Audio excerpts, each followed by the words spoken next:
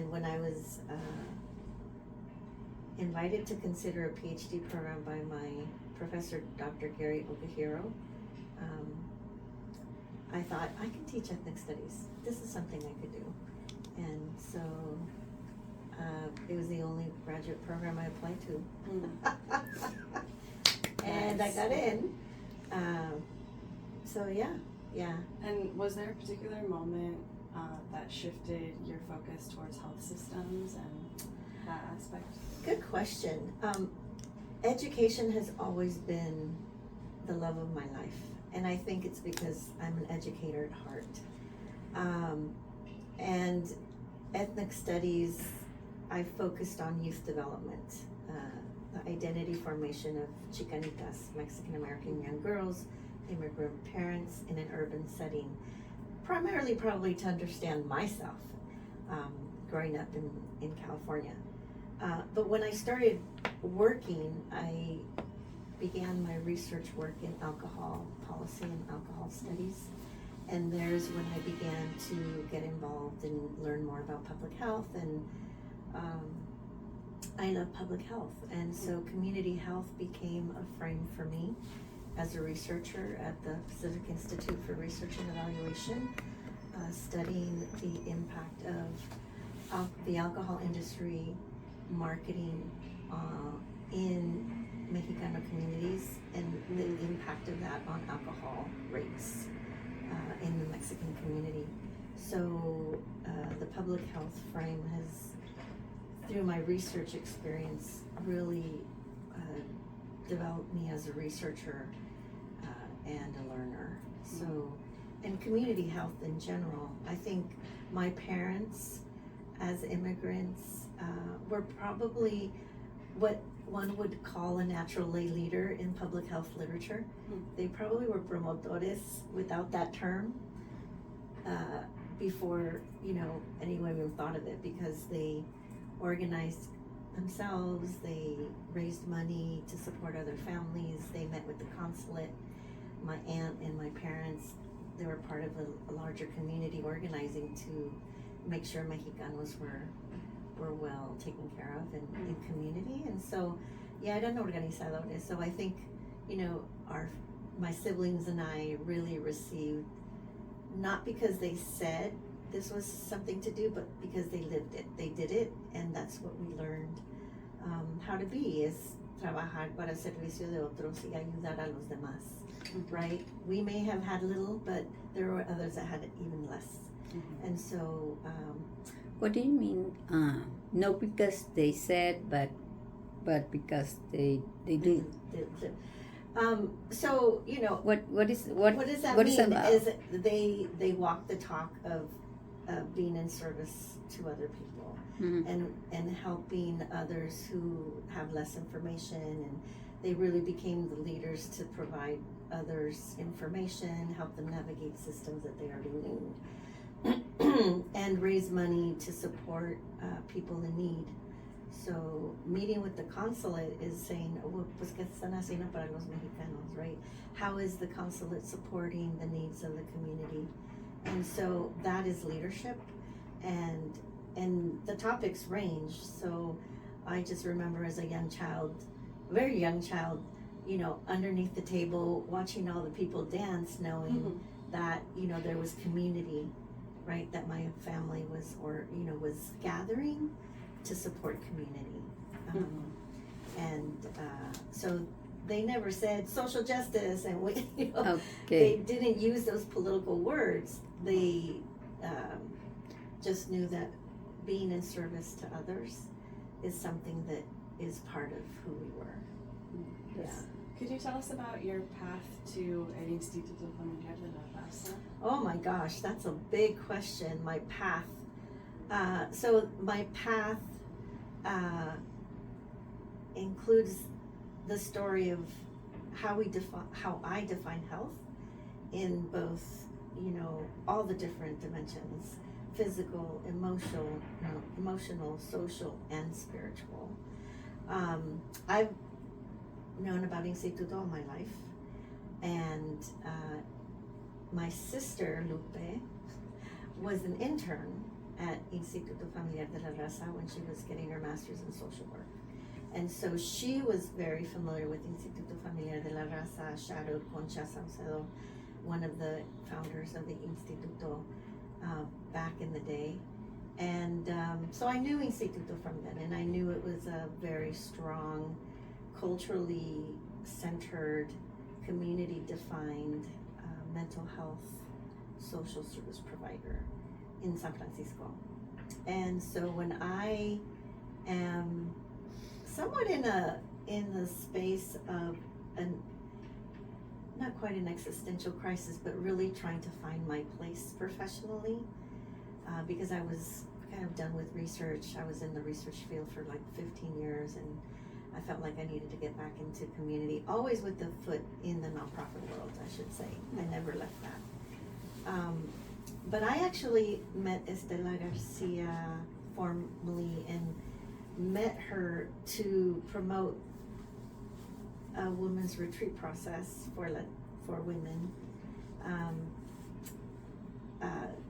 a women's retreat process called Soul Speak, that Yolanda Ronquillo, who is the founder of Chicana Latina Foundation and a longtime Chicana community organizer and also HIV/AIDS provider. I went to Estela to Instituto to ask her if I could share my flyer to promote the women's retreat that we were organizing and planning and began to institute. And in that conversation, she asked, because she knew I was doing consulting work, and at that time I was full-time consultant, she said if I would be interested in this community-driven collective impact initiative called Roadmap to Peace that the community had come together and developed. They had lost 6 young Latino men on the streets within a 5-week period. So it was a very, very tumultuous time. Sorry, what year was this? This was 2012 when the men died. Mm-hmm. The young men died in 2012. Community rallied, organized, and they pretty much, also criticized the nonprofits at the time, saying, okay, y'all, we're still burying our young men. We need to stop having fundraisers to bury them, and we need to figure something else. How else can we support our young people from being involved in street violence and gang membership, and they created this vision called Roadmap to Peace. And so she asked if I were interested in reviewing the 42-page PowerPoint slide deck that they had organized and had the vision with working through and developing a collaborative of agencies to support young people from a holistic and a wraparound service model. And so I did, and it had all the right combinations of what I had in terms of skill set, research, and community work. So that's how I began my tenure with Instituto. That was in 2015 when I started. That's beautiful. Yeah. And as you started to fold yourself into Instituto more and more, I'm sure, you were already quite familiar with it, like you mentioned. Are there any stories about Instituto's beginnings or like early days that kind of stuck with you, help you carry the torch forward, inspire you? So one of the gifts that I feel I've received from Instituto as an organization is the fact that they're not afraid to integrate the word spirit within the cultura tradición, and the founders of Instituto were very clear in ensuring that the foundations of the agency integrated our indigenous worldviews, that it was not just a traditional mainstream Western approach to mental health. And so Concha Saucedo and others, because it was just more than Concha, there were 7 or 8 individuals that created Instituto. But she is someone that has had a very strong imprint of the importance of understanding how to utilize our full self as indigena, Mexicanos, Aztecas. There's multiple indigena groups for that, but it's that indigenous worldview versus Western worldview of how to understand health, how to understand mental health, and that the social emotional includes the spiritual, that we are whole people and we need to support people where they're at. And so that DNA is part, that's a strand of our DNA as Instituto. And so, what else do I want to say about that? So they were clear that if we're to address the mental health of our communities, and I say communities porque we're not just Mexicanos, right? We're Colombianos, we're Venezolanos, we're Nicaraguenses, we're Guatemaltecos, we're Indigena. So it started off as Chicano, but clearly we understood the breadth of our population, right? We're very diverse.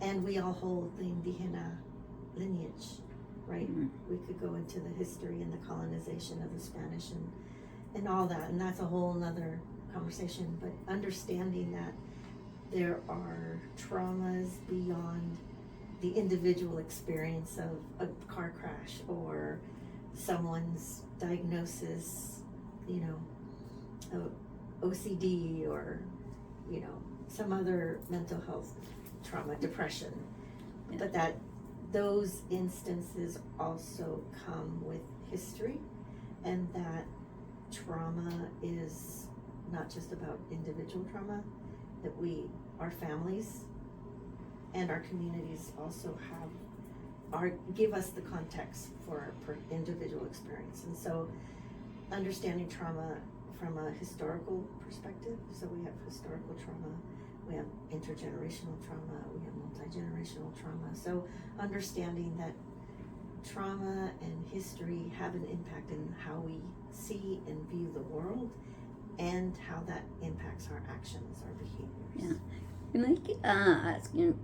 This is really fascinating, and but I wanted to go more deep, and can you tell me some anecdotic, good, bad, and one that shape, that tells you that all those things that you were put it together and that you were working for sharp or remark or make change your life, anecdotic with. But for mine, me Yeah, personally, yeah, around but mental with the people that you were helping, los hombres.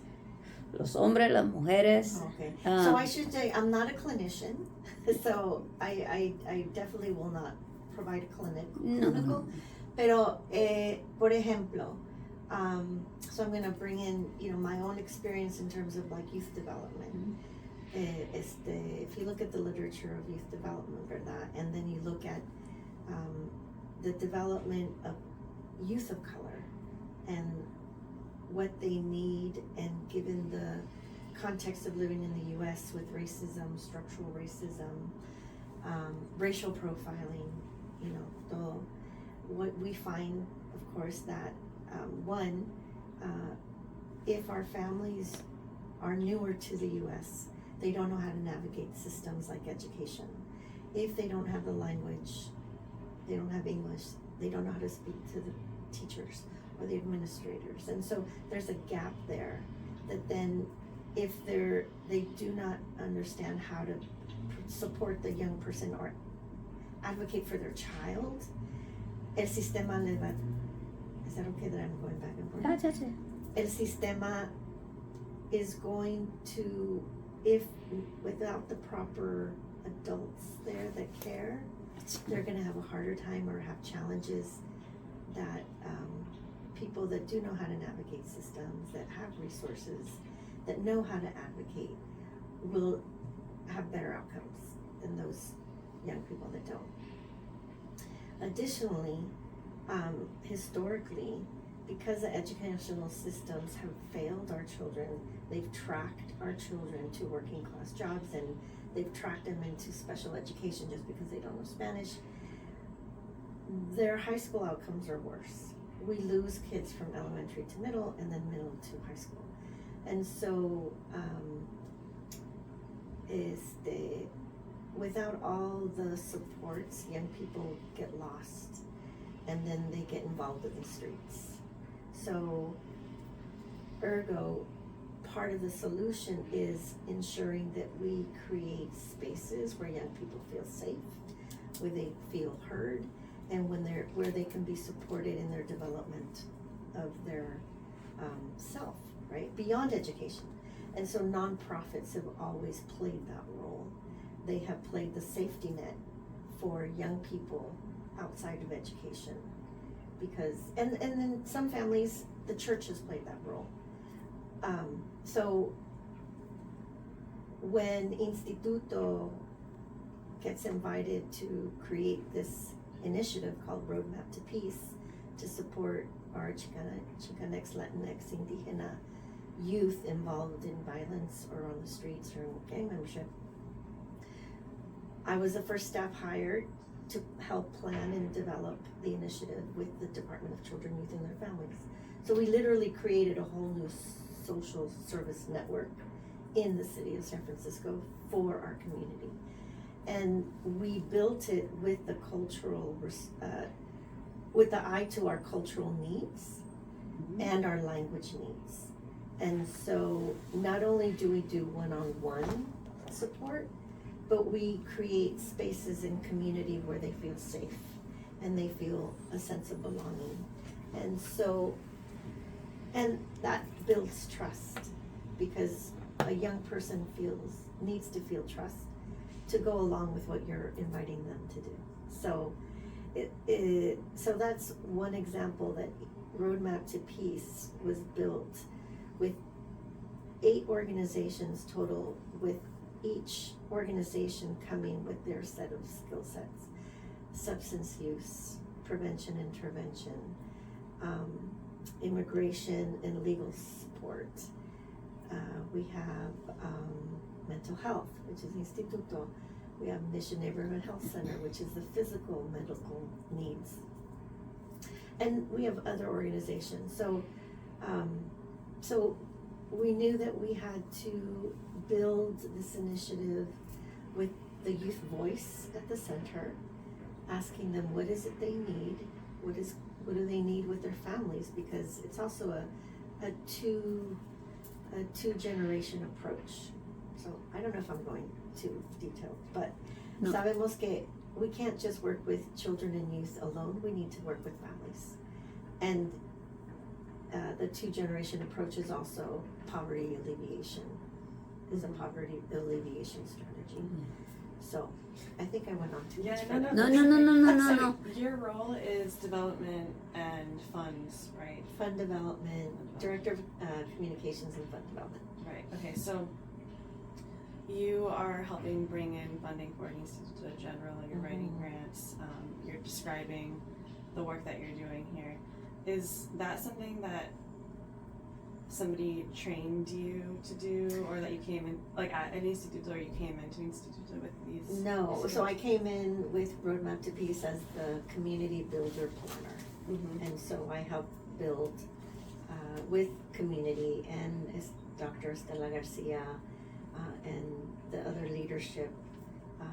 But I was asked to lead the process in the planning of it. So I came in as a community builder planner. I stepped into this role recently, Director of Communications and Development, because I needed a shift for myself. 10 years of the initiative, I was ready to take something else on. And I'm enjoying the communications aspect of it, which I find this to be part of it, is the goal of increasing the visibility of Instituto. And fund development is how do we invite people to invest in an agency that provides service through the mental health lens. even though that's not the only thing we do, because there's a lot of a holistic approach to supporting families, but clearly we are a mental health provider. And how do we bring sustainability, how do we sustain this agency to continue the good work? It's a 46-year, this year, agency, and we hope that it lives another 46 years. And so I believe that the uniqueness historically has been what the founders knew to be true, is we need to address all aspects of ourselves, of who we are. As Latinos, Mexicanos, Centroamericanos, is understanding the complexity of our identities and the importance of understanding that we have, we need to address the spiritual aspects of who we are for health and wellness. And when we have staff that are danzantes, aztecas, we have leaders in the community, and we have a Mayan spiritual guide on staff. So there are a myriad of ways beyond, you know, the one-on-one clinical consultation, and beyond, you know, group support. We also hold and have our spiritual leaders lead ceremonia in community and invite families to come, as well as the staff. So it's this beautiful array of acompañamiento from different approaches. I'm just going to read a question here that I wrote a few weeks ago, and I know you've already answered parts of it, but maybe it'll help us focus what I'm trying to get at here. But so, what are some of the strategies El Instituto used to secure funding in its early years, especially when state or mainstream support was limited? And how do you translate those strategies to today when we see similar situations? And how did community members help sustain the work? Are those strategies something you carry on today as you're in your role as Director of Communications and Fundraising Development? Or has strategy necessarily changed? Got it. So I hope Dr. Stella Garcia says yes to your interview, because that is the perfect person to do the history with. Okay. Because she was in on it from the ground up. Maybe came in a few years later, but then she was executive director for 13 years, and she's held every single position probably in that agency. So what I know and what I've been told is that, and this is another DNA strand. I like to talk about DNA strands because they are the pillars of how Instituto works. And when the local government, right, is benign neglect, when they're neglecting the Mexicano Spanish-speaking community in San Francisco, there's organization, and what I remember and what I was told is that the community almost sued or threatened to sue the local Department of Public Health, Mental Health, Government, because of their neglect and their not giving resources to community to support their health and well-being. And it was the other racial ethnic organizing groups that supported the Latino group to organize themselves to make sure that funds came through, whether that was through the thread or finally getting their 501c3. There's the whole story of how they had a tamalada just to get the money to submit the 501c3 application in Sacramento. And so community has, and the people that organized for Instituto came from community. They were community professionals who said, you know, we are not being treated fairly, and we need support and help in our community. So community has always been at the center of Instituto, organizing it, developing it as an idea, and then developing its principios. So the three pillars of Instituto are Si Se Puede, and that comes straight out of the social movements of the 70s, student movements, UFW. A lot of the organizers had that influence. And so Si Se Puede is one pilar. A second pilar is La Cultura Cura, which is, La Cultura Cura is part of, like, we need to honor who we are as a people. And we need to ensure that all services are represented and responsive to cultura, whether Mexicano or Latino or Central American, Indígena. So La Cultura Cura is another, without romanticizing cultura, because we know that that is so important, that we could talk about the sexism, we could talk about the classism, there are isms even within our own communities that have been informed by history, colonization, and so forth. So it's understanding that La Cultura Cura, but without romanticizing it, and teasing out, and working to change some of the isms even within our own community. And then the third one is, let's see, I said Si Se Puede, La Cultura Cura. Oh, right, now I'm gonna blank. Do it as mío tuyo. Do it as mío And tuyo. And Lakech. Mm-hmm. And Lakech is you are my other me. And to understand the concept of unity, that if you're not well, I'm not well, that it is a unity conscious type of approach, and that's really important. Do it as mío tuyo. Mm-hmm. And the relationship building, Mm-hmm. that is so basic to all healing, really, Mm-hmm. because one is a human being, and none of us, we can, but it's not healthy. Mm-hmm. We need to develop those relationships that support our health and well-being, emotionally, socially, spiritually. Yeah. And that's a big, big one for Instituto. Everything we start off is like relationship building. Conocimiento, always start out. ¿Quién eres tú? ¿Quién soy yo? Why are we here? What is our mutual understanding of each other, and what is our mutual work Mm-hmm. that we want to create? So co-creating the spaces for health and wellness. All of this is really interesting. I will ask, beside this threat that the community put in the Department of Health, threat, I'm going to sue you. That's beautiful, because it's working community and instituto together, no?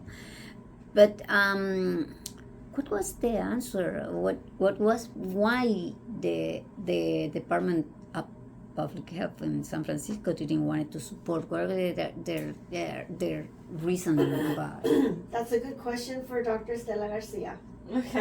Okay. No sé, but again, there's the term benign neglect. It's also, it's ignorance, it's lack of education, and to be frank, the lack of staff to know how to serve the community.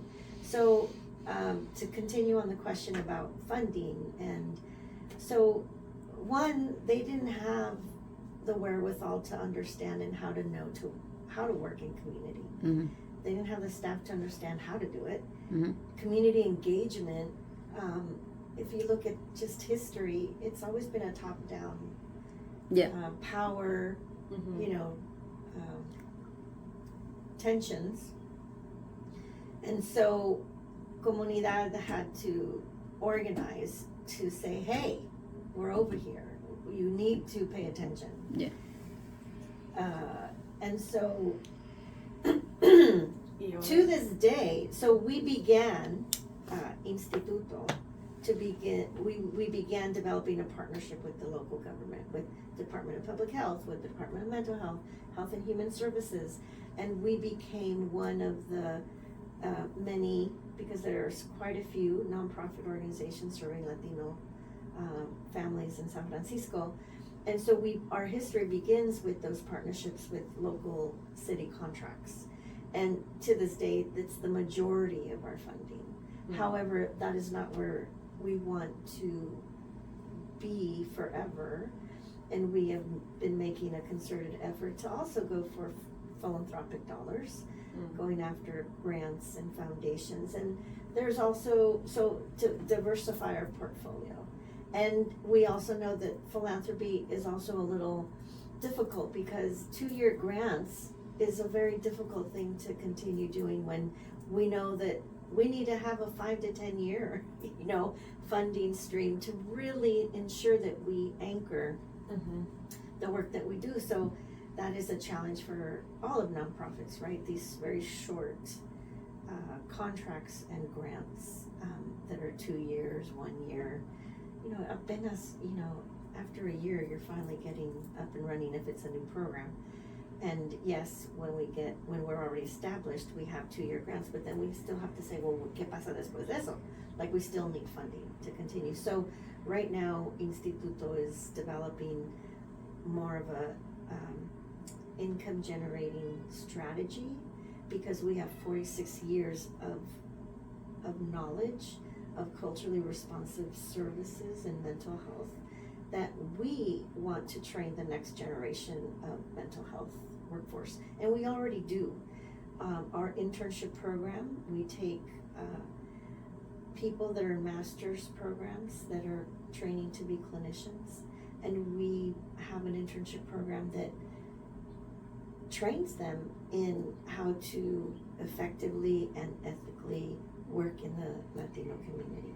And so they get that framework of understanding the Latino community from a holistic perspective. And Concha Salcedo continues to be a faculty of that internship program to talk about our indigenous philosophy, our worldviews, how is it different from the Western ways of thinking. And so in addition to the internship program, we are in the throes of developing an external training program that trains anybody beyond just the Bay Area master level clinicians. The pandemic showed us that we can do so much online, and we can train people in webinars and online. So we are in the throes of developing trainings for anyone who wants to work within the Latino community around mental health. And so we're developing a pilot so that we could then generate income that is not earmarked for program, and we can use that funding to sustain our infrastructure and use it as we need and see fit. Right now we're in a horrible landscape politically, economically. This administration has leashed a campaign of terror for undocumented people and immigrants. They're racially profiling, so you could have a green card and still get deported. Like, there's no due process. And so we want to be able to have a fund where we can say, yes, we don't have to take it from program. And we have successfully, for all the crises we've gone through in community, been able to pivot, and that is, I think, one of the reasons why we are trusted and well respected in San Francisco, is that we literally, estamos con la gente, we pivot when pivot needs to be had, like in the pandemic. And so we are creating an income generating strategy so we can be self-reliant and not only depend on government contracts, because right now we're experiencing the impact ourselves. The federal government is defunding DEI, is defunding social services at the state, and we are experiencing it at the local level of all the budget cuts. So our budgets are being cut, so we need to ensure that we can have funding beyond those local government contracts. And we're still waiting for philanthropy to pull out more money, but continue to apply to philanthropy and then create this and establish this income generating strategy that really we have a lot to offer other mental health service providers, universities, programs that are preparing paraprofessionals as well as professionals on how to work with the Latino community within the frame of mental health. Yeah. So Does that answer your question? Yes, yeah.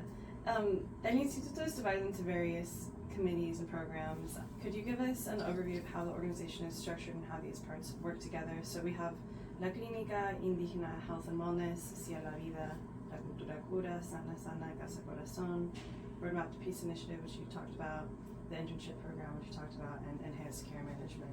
So that's a lot of stuff, and I understand El Instituto is somewhat of like a mother with all of these like programs that have come from it. What could you give us, like an overview how these pieces interlock and support each other? So we have from the Los Peques, little ones and moms, to adolescents, to adults, and then just the family unit, the importance of taking care of the family unit as through these programs. So I think if we go from the community level, all our programs understand how important it is to offer community events and activities for families to find spaces for health and wellness, right? So like I mentioned before, we have ceremonias, like spiritual, Mayan-based, Aztec, because those are, Aztec has been a big influence, Aztec philosophy, Toltec philosophy, but not recently, but now that we have a Mayan spiritual guide on staff, he's been bringing in more of the Mayan ceremonias. So, but in addition to those ceremonias, we have Dia de los Muertos, we have Las Posadas, and every program has their own unique way of bringing community together, participating in San Francisco's bigger communities and representing, the gay parade. We have Si a la Vida, our LGBTQ trans programming, HIV/AIDS support groups, has this wonderful event every year called Mr. Safe Latino, that was created as an educational event around condom use and education around PrEP. And we've had a PrEP social media campaign, and that event, Miss and Mr., it identifies who will be the Latino representative in the gay parade. So it's creating community through these different sub-communities that are cross Latino, right? Everything from Mexicano to Salvadoreño to Nicaragüense, Venezolano, and creating comunidad, creating familia for people that immigrate to the United States who don't have familia maybe.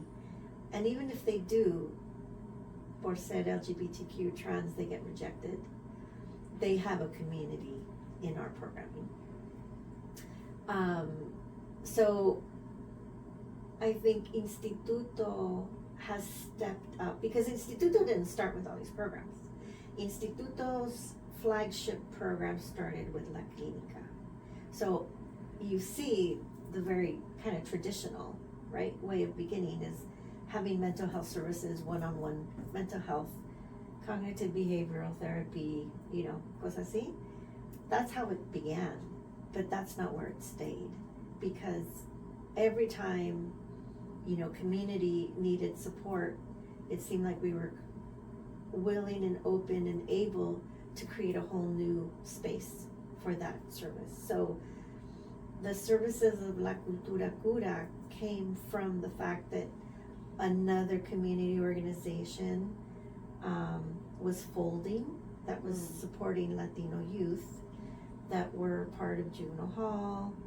I am right now trying to remember the name, and it's was it RAP? RAP, sorry. Yes, RAP. RAP was closing, and the Instituto was invited to consider taken some of those services, because that was a whole school, ¿verdad? It was like a whole independent thing. And when they folded, then a lot of the services were offered at Instituto.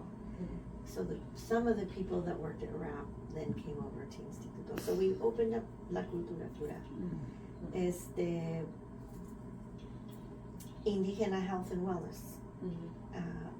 Our program specifically geared towards our Indígena community. There was another collaboration, another organization that was working in community, and we realized that there was more need, and so we began working with the Indígena community. Another example is Roadmap to Peace. We had La Cultura Cura, adolescent health, mental health services for Latino youth. But this was more specific to peace building and violence prevention. La Cultura serves anyone in the schools, doesn't have to be involved with the juvenile justice or be involved, in violence per se.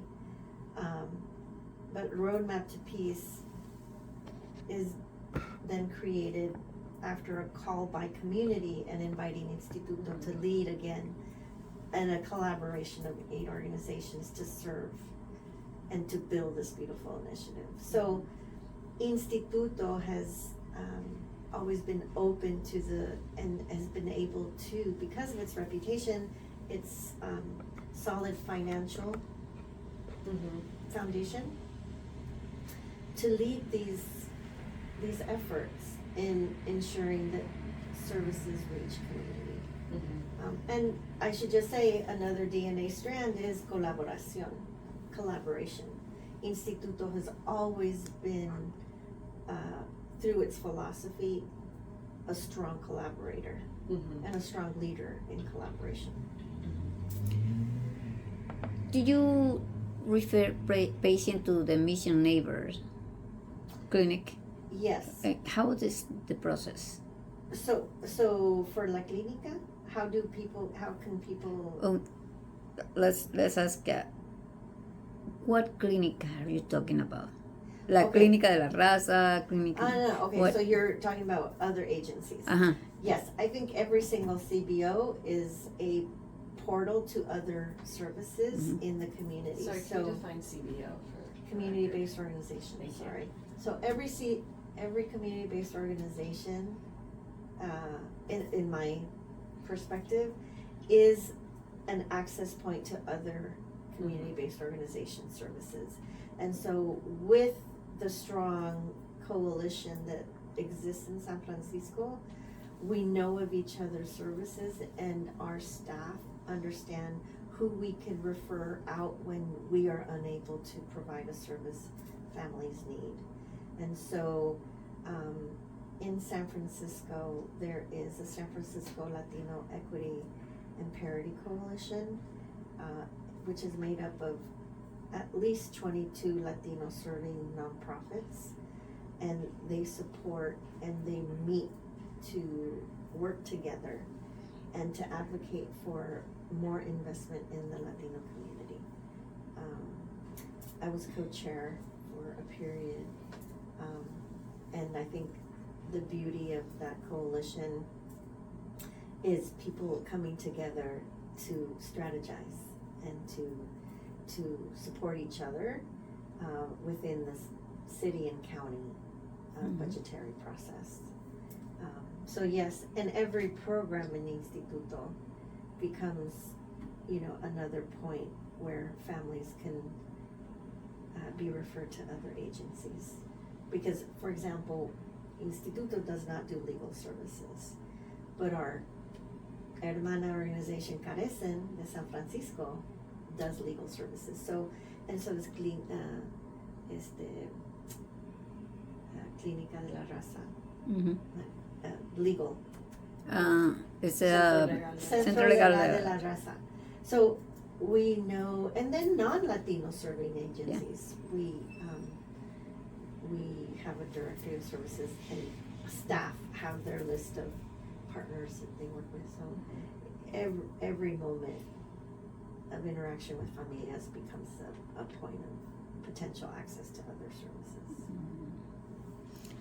And what lessons from El Instituto's journey and trajectory do you hope will inspire other organizations facing similar struggles today and in the future? Or what kind of struggles? Well, I would say like political backlash, the community that you're serving being under attack, that sort of thing, like looking for more sustainable funds. So I believe the Instituto has not just survived, but has thrived in community because it is community centered. So when you accompany community and respond to the needs that they are that they have, okay, let me start over.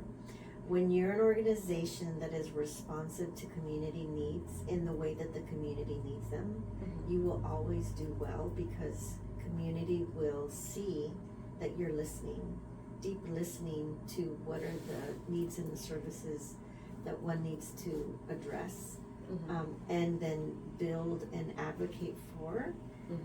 That's a very strong,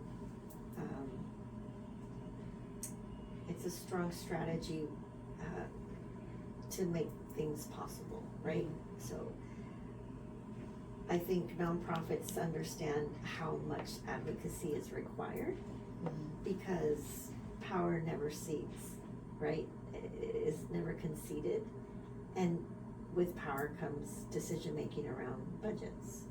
So right now we're clearly, with the current mayor that we have, they're balancing the budget off the backs of working class and poor people, taking money from community services and giving them back to the city government systems rather than giving them to community-based organizations that have the trusted relationship for families to really utilize the services. Organizations are closing entire components of who they are because they did not get funded. Around health promotion, prevention, wellness, that we need to work upstream, and that's where, and we know historically in public health, we've never, from the federal government to the state government, prevention is never well funded. And this is, again, the experience where we have now is people, decision makers are taking money from prevention and health promotion, and we're gonna feel the impacts of that. They're pulling, they're literally taking money out of legislative mandates, like for example the soda tax. That those monies, part of those monies go to community-based agencies for dental, oral health initiatives. They are not giving that money to the communities.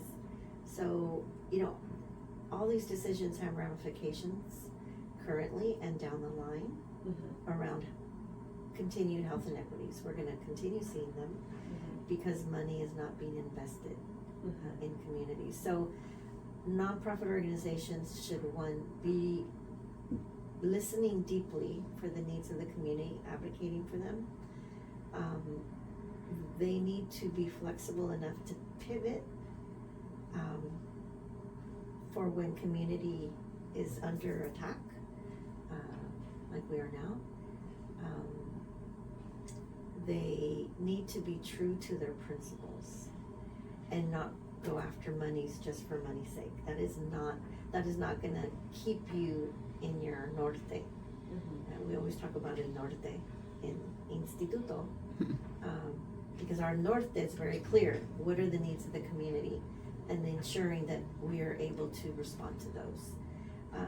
Clearly, with always, our frame is mental health, but we know that mental health is everything. Like, someone is not going to be going to a group setting for behavioral health, mental health, if they can't pay the bills, if they can't pay housing, si no tienen comida en la mesa.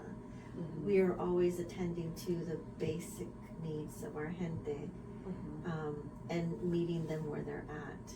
So, we have this a thread not, it's outside the pilares, but a very strong thread, and it's many medicines. Every individual, every family is going to need different medicine. And when we say medicine, it goes beyond medications. It's the medicine of palabra, the medicine of comunidad, social connection.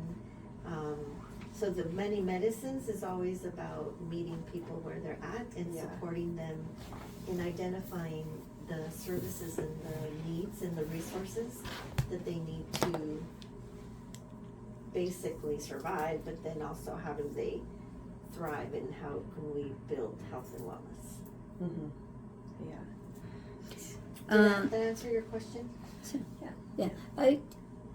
Besides this, I wanted to see another side. You are talking about budget, cutting budget for the need of the people, but this is not new.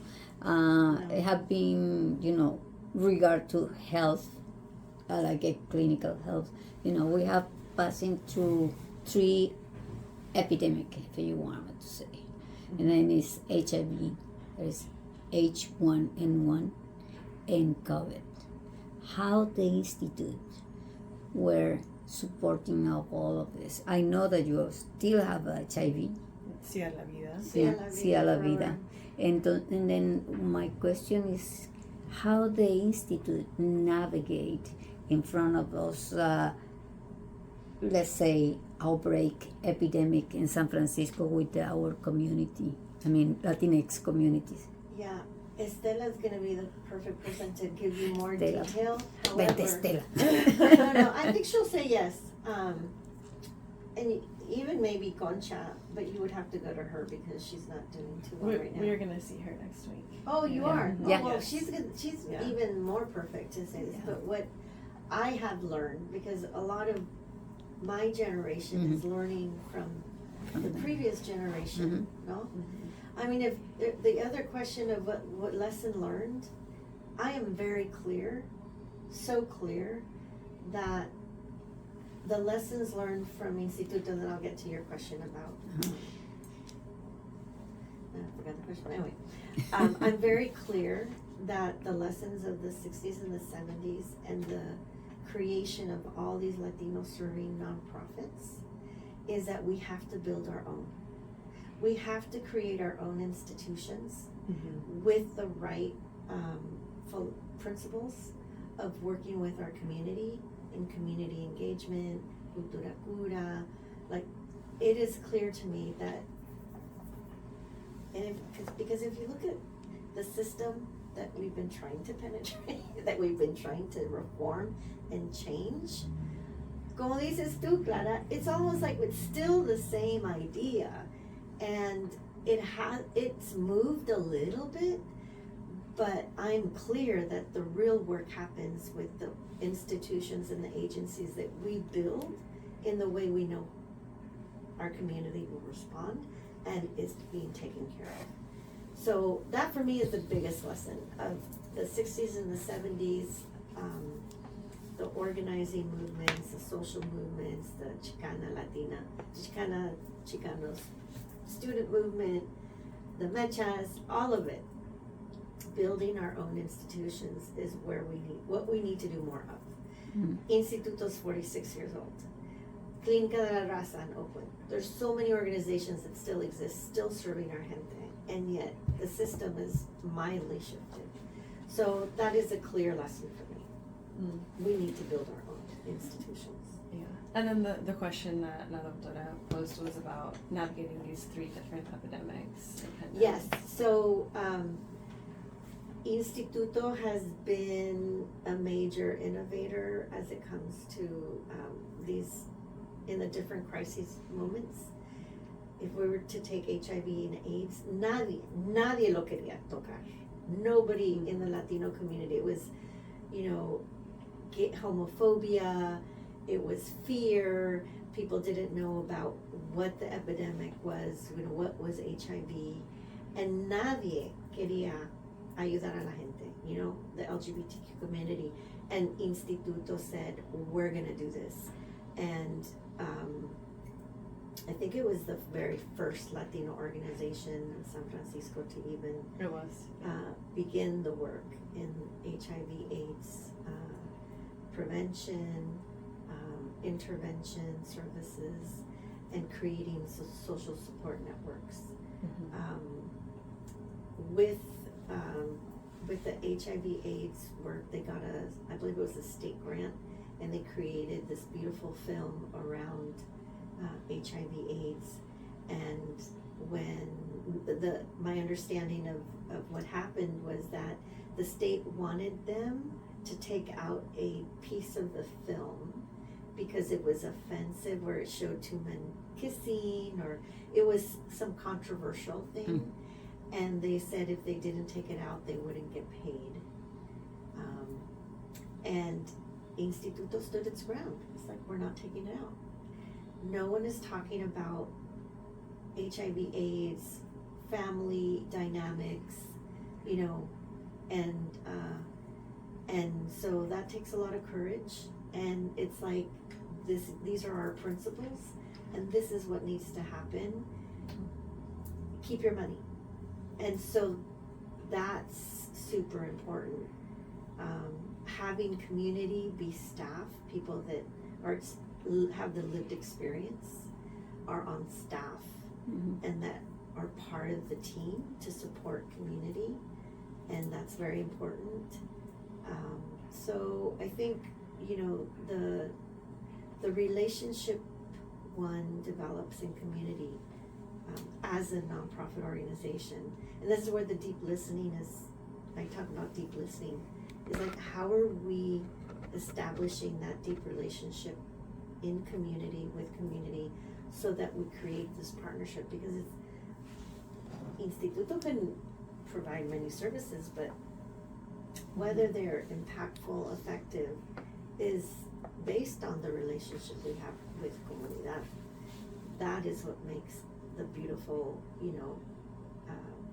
programming that we have successful, because it's not just us offering it, it's a reciprocity of relationship building, trust, and then working together to continue working other issues. So that was HIV/AIDS, condones, distribution. Cia La Vida produced a beautiful Viva Prep campaign. I was a mom in one of them, one of the images. And it was, again, after having conversations with comunidad and the LGBTQ trans community, what they helped build that campaign. And they offered, you need to do this and show images of that, and it can't be just this. And so we had these beautiful images. I don't know if you've seen them, but the Viva Prep campaign, one image was a mechanic, and a mechanic like this, no? So it was like this mechanic. Another image was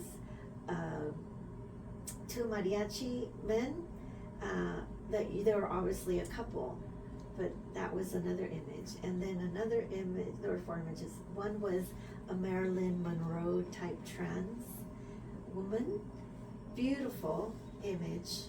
And then the last image was a mother with the son and the partner, and saying, I'm proud of my son for taking PrEP, So community informed that campaign, which made it so successful and won an award and so forth. So I think that relationship in community to deep listening of the needs and what is going to work, what services they need, the quality of the services, the characteristics of the services. It's important to do that deep listening in community. It's really beautiful. And how about H1N I don't know too much about the and H1N1. COVID? COVID. What strategy do you The put in strategy place? was, we closed 2 days, but that was all. And we were out there in community helping organize, getting access to vaccinations. We supported the creation of hubs across the city, at least 2 new hubs where people could go get food, where people could be tested, where they can get vaccinated. So our staff were holding and supporting familias throughout the pandemic. And so that's where, when I talk about pivoting, Mhm. is the regular programming will not happen today. Yeah. You know, the programming is survival and it's communication. We were part of a coalition that also created, especially this is very important for the Indígena community, because some Indígena families, you know, they only speak their language, Man or so we realized early on that the flyers in Spanish weren't as helpful, and so there was a big effort, and we produced videos and created a Latino kind of a website with all these organizations together collaboratively, and we created videos. Not Instituto was part of it, but Asociación Mayab, and I think Alberto was still working. I can't remember, but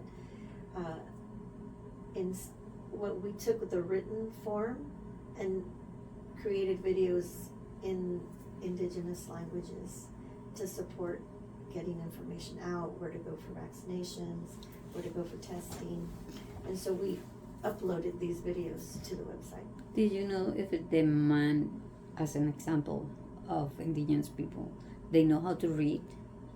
They are literate in their language there? Because sometimes they aren't. I found that if it's not...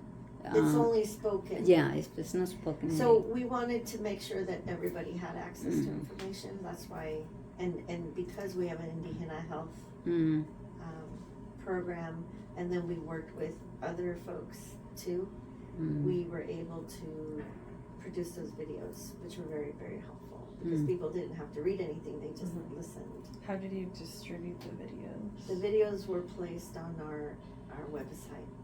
I think maybe that website's still up, I'm not quite sure. Okay.